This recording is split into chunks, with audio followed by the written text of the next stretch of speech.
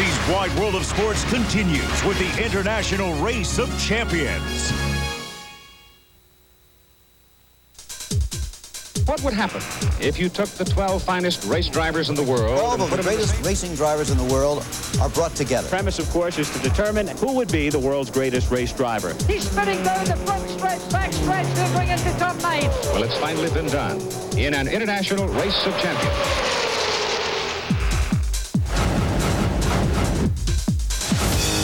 Here they come off the corner. Earnhardt goes to the inside. The line is formed behind him. He's got the push. Here it is.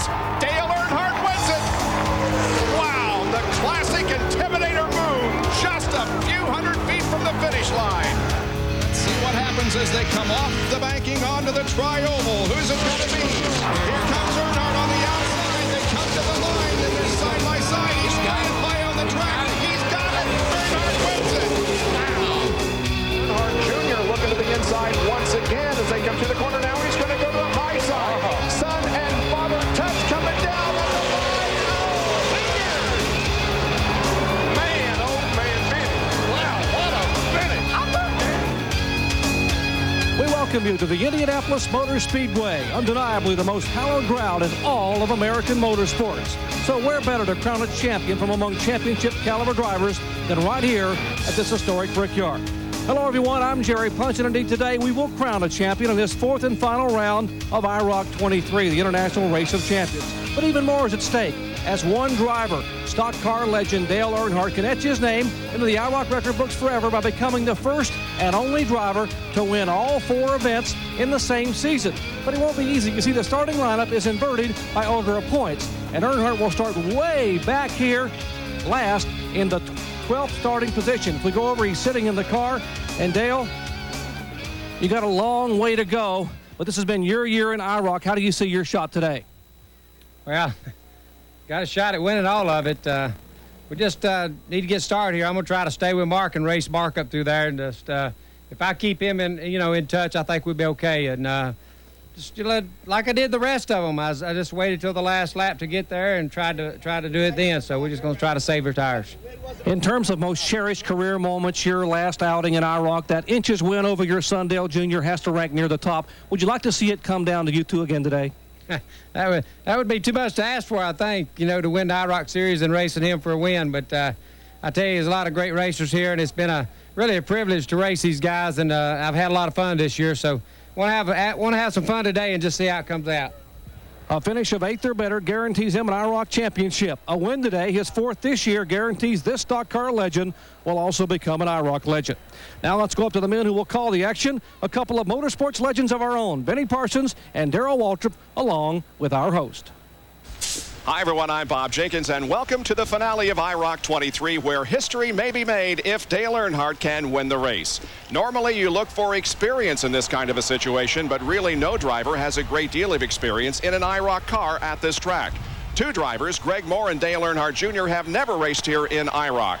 I'm joined by Darrell Waltrip and Benny Parsons, and Benny, no driver has a great deal of experience in an IROC car here. But how you get invited to IROC is being one of the world's best race car drivers. And being the best means you adapt to different situations. So I think these 12 race car drivers will be able to adapt whatever the Indianapolis Motor Speedway hands them, Darrell. Well, I think so, too. These guys are, I can think about myself and you as a driver. You kind of turn up in your mind tracks that remind you of a racetrack.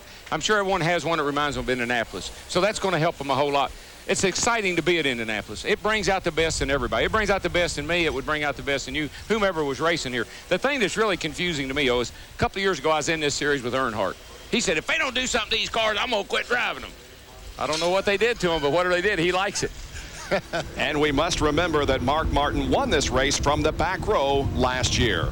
Now let's take a look at the starting lineup for the 4th and final race of IROC XXIII.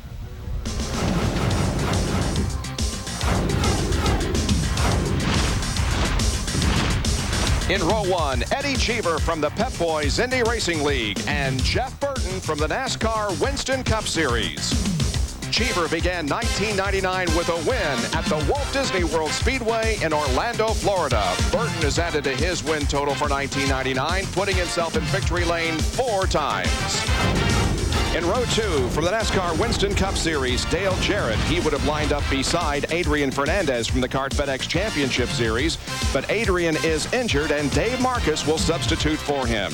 Jarrett leads the Winston Cup points with 3 wins and only 2 finishes worse than 10th. And we salute Adrian Fernandez and wish him a speedy recovery from injury sustained in Detroit.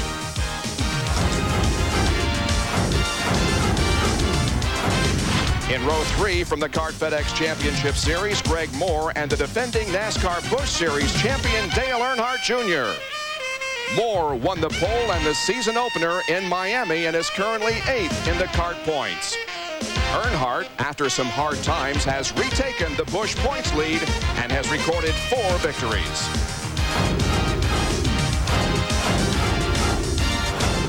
Row number 4 from the Pep Boys Indy Racing League, Kenny Breck and the defending NASCAR Winston Cup champion, Jeff Gordon. Breck recorded the biggest victory of his career at the 1999 Indianapolis 500. Gordon has 4 wins in '99, but is 6th in the point standings due to 5 DNFs.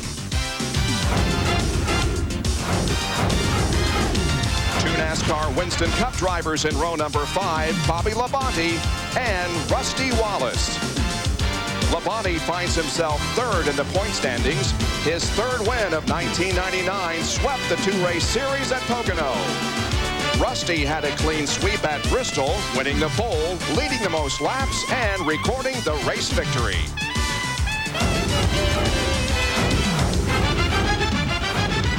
And in row number 6, 2 more NASCAR Winston Cup competitors, Mark Martin and Dale Earnhardt. Martin won the 2nd race of the year at Rockingham, has 3 second-place finishes, and is 2nd in the point standings. Earnhardt recorded his 72nd career victory at Talladega and has 11 other top 10 finishes. We'll see if he can win 4 straight when we come back for the start of the IROC XXIII finale on ABC's Wide World of Sports.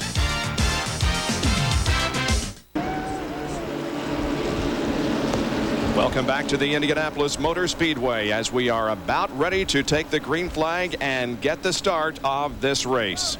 The pace car off the racetrack with the pole sitter Eddie Cheever and Jeff Burton alongside in the red car coming down toward the green flag. And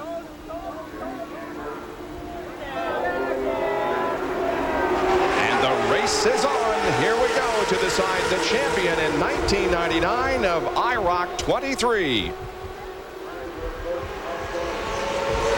Dale Jr.'s in the back of the field, and back in 12th spot. What's that all about, Jerry Punch? Well, Benny, he elected to go to the back of the pack for 2 reasons. He has never raced competitively at this racetrack. Plus, he got very limited practice this week in an IROC car due to having to split time with his Busch Grand National car across town at Indianapolis Raceway Park. He wanted to go to the back of the pack. Plus, it wouldn't be bad to follow the old man up through the pack. Greg Moore there in the gray car. Here comes Kenny Breck in the dark blue machine to the extreme inside of the track. Oh, they're 3 wide and they bump through the corner in number 3. And that was Jeff Gordon, that cream color car on the outside that is losing position after position. On board with Bobby Labonte. Up ahead is Greg Moore as they come off corner number 4, about to complete lap number 1. See, somebody told those guys you can't go 3 wide in these corners, man. They forgot to tell them that. That's some of that experience we were talking about. If you don't have any, you can do whatever you want to. There's Bobby Labonte on the inside of Greg Moore. And check out Greg Moore running on the outside and stand in front of Bobby Labonte. Now, here comes Labonte back. Yeah, you can do that across that short chute, but when you get to the turn, 2nd turn or 4th turn, guy on the inside's got a huge advantage. Eddie Cheever is the pace setter at this point, followed by Jeff Burton. We're watching action back of him. There is Dale Earnhardt in the yellow car on board with him. Up ahead, Mark Martin and Greg Moore. Moore likes that outside, but really that's not the place to be.